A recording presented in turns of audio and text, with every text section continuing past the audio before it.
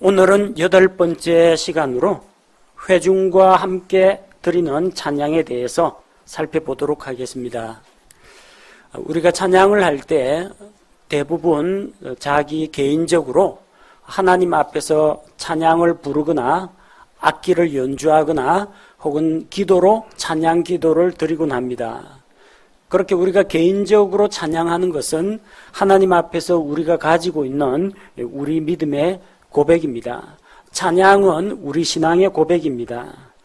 그러면은 그런 각 개인들이 같은 믿음 안에 있는 교인들이 같이 모여서 함께 예배 드리면서 공적 예배 가운데 드리는 찬양은 어떤 성격이 있느냐?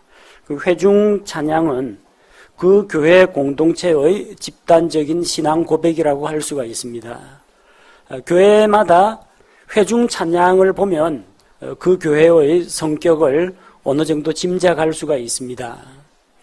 그 교회에서 주로 드리는 찬양이 무엇이냐, 또 찬양을 드리는 그 분위기나 습관이 어떠하냐를 보면은 그 교회의 나아가는 방향과 또 영적인 상태에 대해서 간접적으로 진단을 할 수가 있습니다.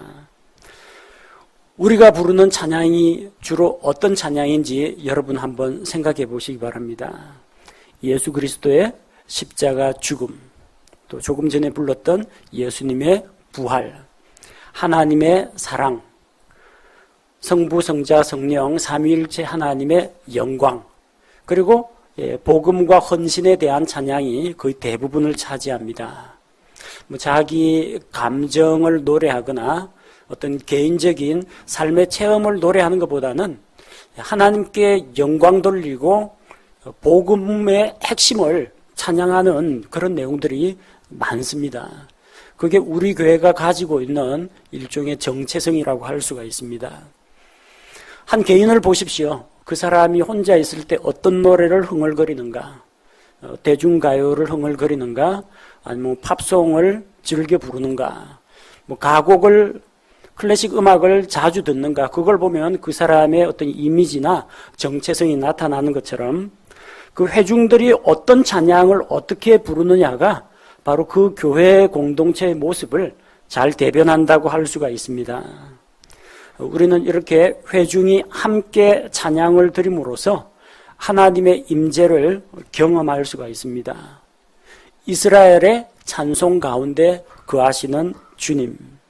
시편 22편 3절 말씀처럼 회중이 함께 찬양하는 그곳에 하나님께서 임재하시고 주님께서 찬양 가운데 영광을 받으십니다.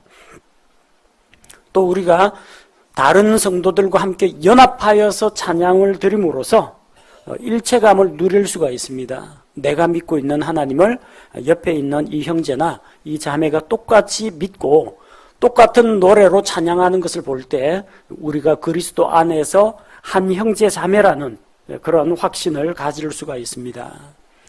이렇게 회중 찬양을 우리가 함께 드리는 이유는 예배의 구색을 맞추기 위한 프로그램이 아닙니다.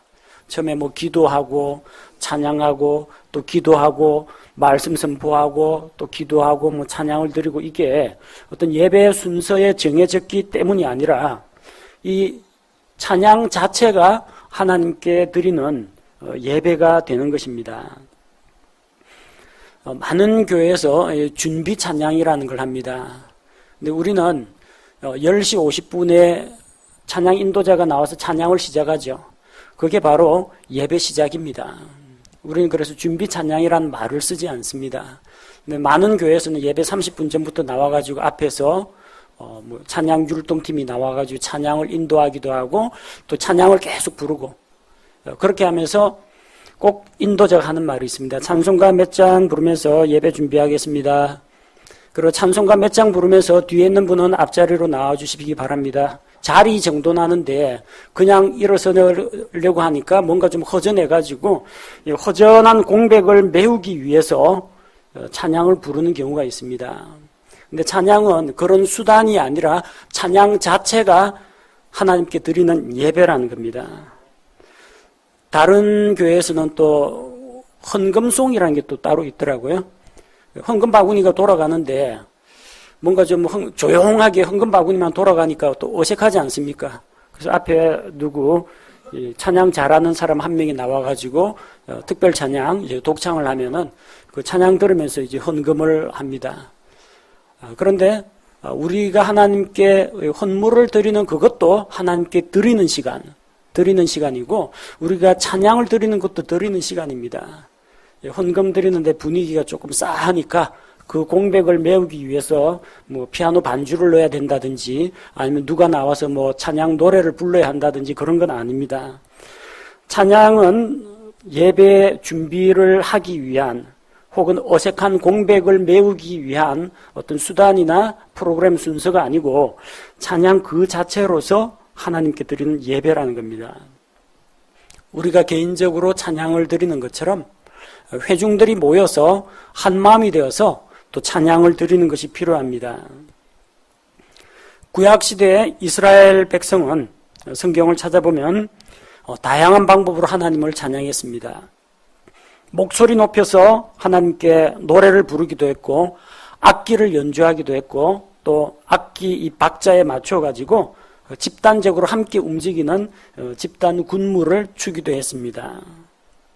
출애굽기 15장 1절에 보니까 그때 모세와 이스라엘 자손이 이 노래로 주께 노래하고 말하여 이르기를 내가 주께 노래하리니 그분께서 영화롭게 승리하셨도다. 모세와 이스라엘 자손이 함께 노래로 하나님 앞에 노래를 했다는 겁니다. 온 회중을 말하는 거죠. 지도자인 모세 혼자서 대표로 독창을 한 것도 아니고 누구 찬양팀만 따로 찬양을 한 것도 아니고 지도자나 일반 백성이나 함께 어우러져서 한 목소리로 찬양을 했다는 것이 바로 회중 찬양입니다. 역대기상 16장 36절 말씀을 보면 주 이스라엘의 하나님을 영원 무궁토록 찬송할지어다 하며 온 백성이 아멘하고 주를 찬양하였더라. 회중 가운데 찬양을 인도하는 자가 하나님의 어떠한 속성과 성품을 외칩니다. 주는 선하시다. 주는 긍휼이 풍성하시고 영원하시다. 그렇게 이야기하면 백성이 함께 아멘하고 누가 찬양을 해요? 온 백성이 함께 주님을 찬양했다는 겁니다. 이게 회중 찬양의 성경적인 근거가 됩니다. 신약 교회 시대에도 마찬가지입니다.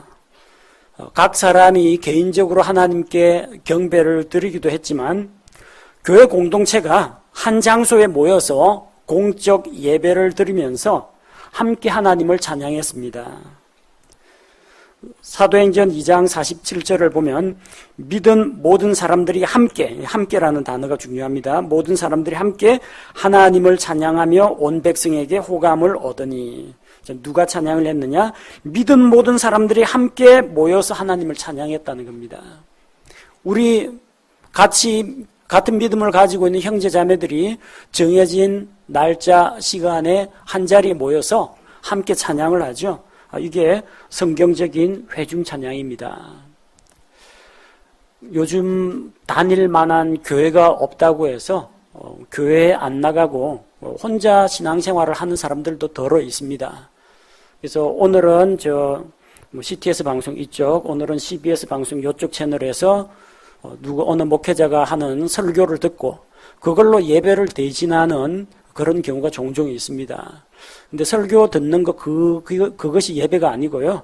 하나님께 찬양하고 함께 기도하고 말씀 듣고 이 모든 과정이 다 모여야 예배가 되는 겁니다.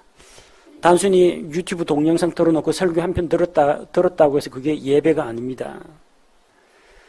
개인적으로 홀로 떨어져서 신앙생활하는 사람은 결코 맛볼 수 없는 게 공적 예배, 회중 찬양의 기쁨입니다.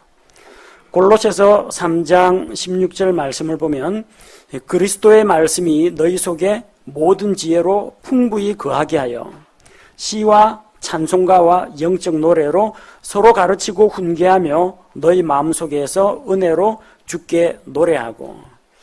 예배 가운데는 말씀을 선포하고 가르치는 일이 있습니다. 그렇다고 해서 무질서하게 이 사람이 갑자기 영감 받았다, 깨달았다 해서 여기저기서 일어나고 이 말 저 말 하면은 예배의 질서가 없어집니다. 그래서 신약교회에서는 말씀을 선포하는 사람이 자기 차례가 되면은 자기 순서에 맞게 말씀을 선포하고 그동안은 다른 사람이 듣는 게 원칙입니다. 그런데 찬송가 같은 경우 시와 찬송가와 영적 노래는 우리가 함께 주님 앞에서 노래를 합니다. 말씀을 선포하는 자나 말씀을 듣는 자나 어떤 신분, 어떤 직책을 맡았더라도 이때만은 다 같이 하나님 앞에서 우리는 하나님의 백성, 하나님의 자녀입니다. 그래서 아버지 하나님께 찬양으로 영광을 돌려드리는 겁니다. 요한계시록 5장 9절에서 14절 말씀을 보면 하나님의 왕좌를 호위하고 있는 네 짐승과 또 신약교회를 대표하는 24 장로들과 천사들이 서로 화답하며 찬양을 드렸다고 했습니다. 각기 신분은 다릅니다. 구원받은 성도와 천사들과 하나님의 창조물인 영적 존재인 이 네 짐승은 각각 존재와 신분은 다 다르지만 그럼에도 불구하고 하나님께서 창조하신 창조물들로서 한 마음이 되어서 서로 찬양을 주고받으면서 하나님께 영광을 돌리는 것입니다. 우리가 개인적인 기도 생활에 힘쓴다면 회중 기도를 통해서 한 마음으로 기도하는 것도 배워야 합니다. 혼자서 말씀을 연구하는 시간도 필요하겠지만 또 한자리에 모여가지고 함께 성경 말씀을 듣고 배우는 그런 시간도 필요합니다. 개인적으로 감사하거나 기쁜 일이 있을 때 하나님께 홀로 찬양을 할 때도 있겠지만 또 회중이 함께 모여가지고 한 마음과 한 뜻으로 한 목소리로 하나님 앞에 찬양 드리는 이런 회중 찬양을 우리가 더 발전시켜 나가야 합니다. 보다 나은 회중 찬양을 위해서 찬양 인도자나 예배에 참석하는 우리 성도들이나 다 같이 마음을 쏟아야 합니다. 찬양을 인도하는 사람은 찬양의 목표가 무엇인지 잘 생각해야 합니다. 찬양의 목표는 오로지 하나님께 영광을 돌리는 것입니다. 근데 요즘은 많은 그 기독교 찬양 모임, 찬양 집회, 이런 집회들이 있는데, 가보면은 꼭 하나님께 영광 돌리기보다는 사람이 많이 주목을 받습니다. 찬양 인도자를 가리켜서 그들은 스스로 찬양 사역자라고 합니다. 찬양 사역자. 이쪽에서 설교하는 사람을 말씀 사역자라고 하니까 우리도 사역자다 하면서 찬양 사역자 그렇게 부릅니다. 사람들 앞에 주목을 받습니다. 수만 명이나 되는 사람들을 자기가 인도한다는 그런 기쁨에 취해가지고 찬양 인도자는 자기도 모르는 사이에 자기 자신을 드러내게 됩니다. 인도자 자신은 감추고 찬양 가사에서 이야기하는 하나님이 높아져야 되는데 찬양 인도자가 무슨 찬양팀, 무슨 월십팀, 무슨 경배팀 이런 사람들이 높여지는 경우가 종종 있습니다. 그래서 찬양 인도자가 아니라 인도자는 자기 자신을 낮추고 하나님께서 존귀와 영광을 받는 데 목표를 두어야 합니다. 또 찬양을 통해서 회중들의 어떤 기분을 맞춰주거나 예배 분위기를 조성하는 것을 목표로 해서는 안 됩니다. 인도자 가운데에서 회중들의 마음을 어루만지고 달래기 위해서 곡을 선곡하는 사람들이 있습니다. 젊은 청년들이 모이는 경배와 찬양 집회 이런 데 가보면요. 그 회중들이 딱 좋아할 만한 그런 곡들을 뽑습니다. 상당히 감성적이고 가사 내용은 아주 영적인 그런 깊이가 없는데 그냥 눈물을 쥐어 짜내는 그런 감성적인 멘트를 날리면서 그런 곡들로 사람들을 잡고 분위기를 잡고 휘어잡아가지고 그 찬양 모임을 이끌어 나가는 경우가 있습니다. 무엇이 목표인지 생각해 보십시오. 그 참석한 사람들의 뭉클한 감동을 받는 게 목표가 아니라 우리 입술의 찬양을 통해서 하나님께서 영광 받으시는 것이 목표입니다. 근데 대부분의 집단적인 찬양 집회에 가보면은 가가지고 사람들이 막 정서적인 충족감을 얻는 그런 쪽에 너무 무게가 치우쳐 있습니다. 또 찬양을 인도하는 인도자는 예배의 흐름과 그날 설교 주제를 잘 이해하고 찬양곡을 선정해야 합니다. 저는 보통 2달 전에 예배 준비부하고 찬양팀에 설교 제목하고 본문 말씀을 성경 구절을 넘겨줍니다. 미리 준비하라는 이야기입니다. 물론 그분들이 그걸 다 읽어보고 제가 무슨 설교를 할지 미리 알아맞힐 수는 없습니다.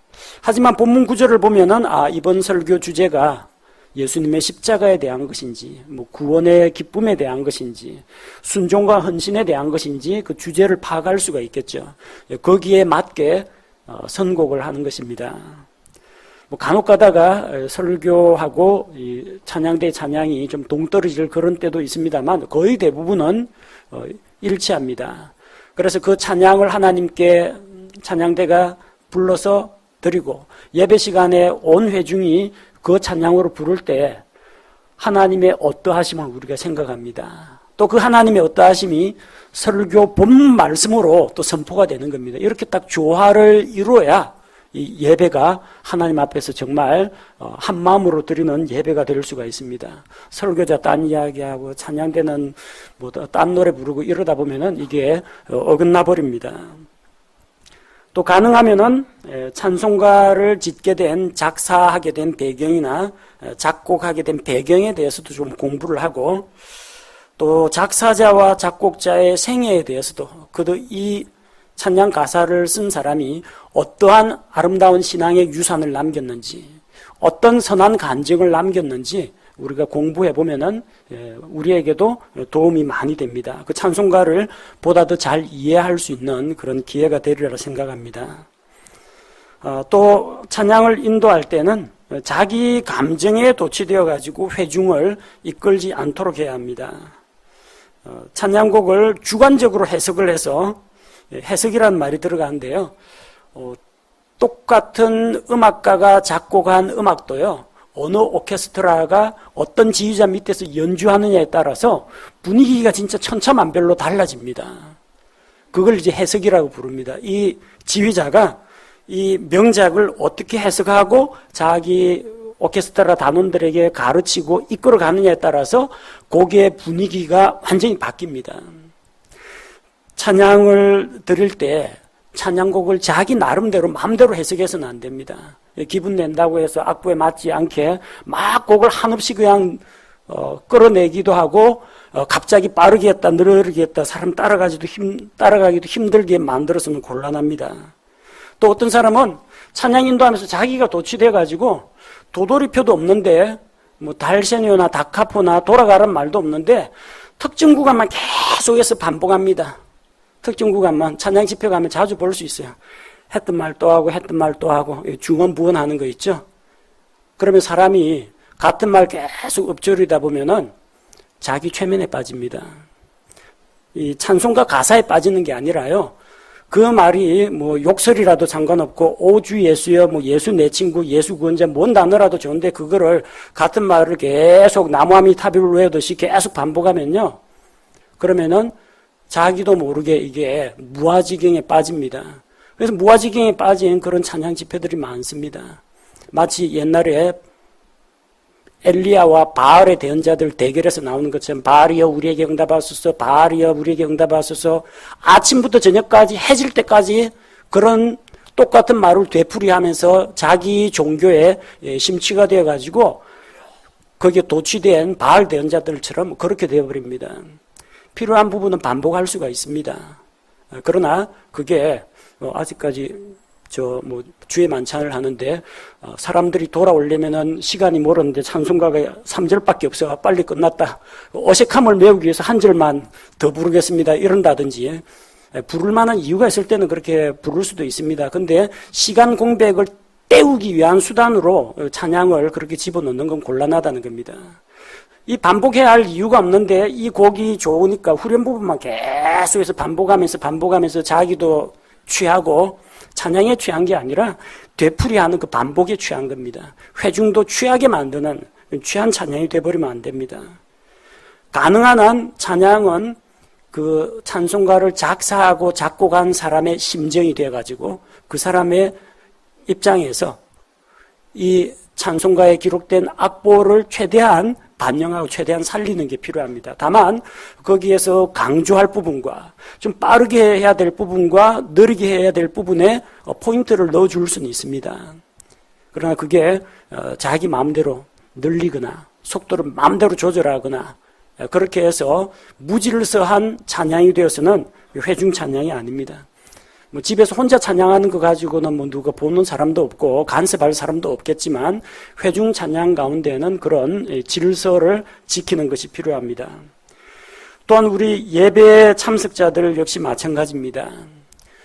예배 시간에 늦지 않도록 일찍 나와서 기도로 준비하시기 바랍니다.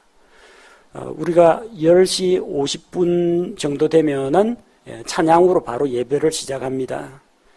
11시 예배인데 10분간 시간 벌어주기 위해서 지각하는 사람 민망하지 않도록 시간 벌어주기 위해서 10분간 노래 부르고 있는 거 아닙니다. 10시 50분에 찬양으로 바로 예배가 시작이 됩니다. 지각하지 마세요. 그렇다고 10시 50분에 칼같이 맞춰서 오려고 하다 보면 또 늦습니다. 조금 여유를 두고 한 2, 30분 정도 먼저 와가지고 다른 형제 자매들하고 교제도 하고 예배가 시작되기 전에 기도하면서 준비를 하시기 바랍니다. 오늘 하나님께 예배를 드립니다.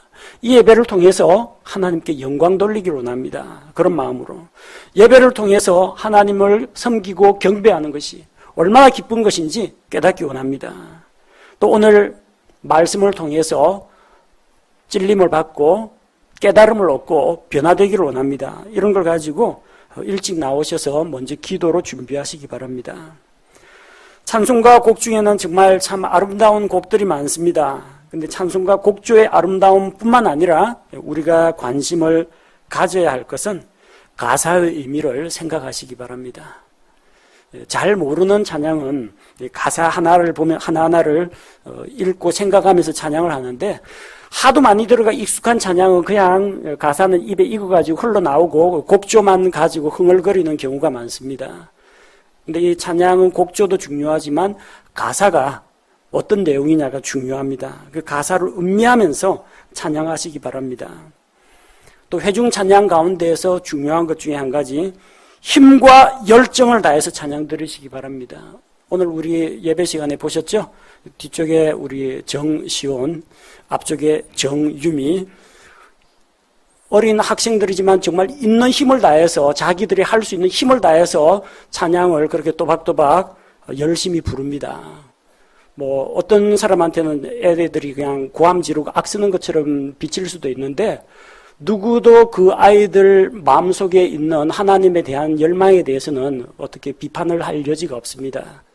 순수한 동기로 하나님께 찬양했다면은 조금 뭐 목소리가 좀 카랑카랑했다든지 조금 튄다라는 그런 생각이 들더라도 하나님께서 기뻐하실 줄로 믿습니다. 우리도 그런 건 좀 본받아야 됩니다. 아니 어른들 목소리가 아이들 목소리보다 작았어야 되겠습니까? 좀 힘있게 하나님 앞에 열정을 가지고 고함 지르라는 이야기는 아닙니다. 열과 성을 다해서 찬양을 올려드리는 것이 필요합니다. 그게 회중 찬양입니다. 집에서 개인적으로 찬양할 때는 여러분들 비교적 자유롭습니다. 복장도 자유롭고 그다음 뭐 집안에 뭐 청소기 밀면서 뭐 빨래 널면서도 찬양을 드릴 수가 있습니다. 꼭 뭐 단정하게 옷 차려입고 찬송가 딱 들고 이렇게 찬양 드리라는 게 아니라 일상생활 가운데 드리는 찬양은 그냥 길 걸어가면서도 찬양을 부를 수가 있습니다. 그렇지만 공적 예배 가운데에는 형식과 질서도 함께 지켜나가는 것이 필요합니다. 뭐 집에서야 뭐 잠옷바람에 뭐 찬양을 부른다 하더라도 누가 볼 사람도 없고 흉볼 사람도 없습니다. 그러나 예배 때 나올 때는 뭐 비싼 거 입으라고 하지는 않겠습니다. 깔끔한 복장으로 나오시기 바랍니다. 단정한 복장이면 됩니다. 다른 사람에게 뭐 혐오감 주지 않을 너무 튀지 않는 그런 복장이면 됩니다.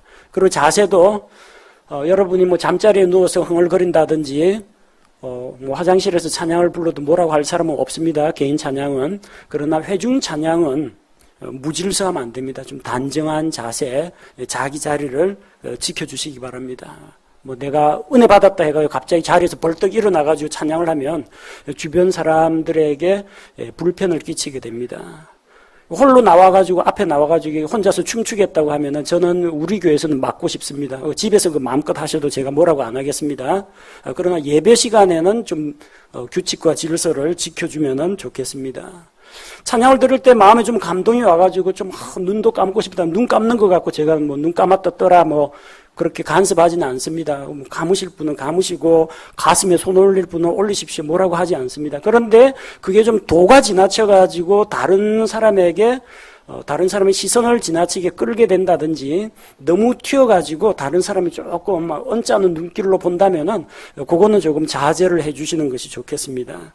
다른 사람에게 방해가 되지 않는 한도 내에서는 여러분이 조금 자세를 하나님 앞에서 자기가 원하는 대로 간절함을 표현한다고 해서 그걸 비웃거나 비방할 사람은 없을 겁니다. 예배에 방해만 되지 않는다면요. 그래서 회중 찬양을 들을 때는 개인 찬양과 같은 점이라면 우리가 우리의 믿음을 고백하는 그 찬양이다. 그런 점에서는 같지만 함께 모여 찬양하는 이 찬양에서는 한 마음을 이루는 것, 한 목소리로 찬양하는 것, 그리고 열정적으로 찬양하는 것, 다른 사람과 조화를 이루는 것, 이걸 꼭 지켜주셨으면 좋겠습니다.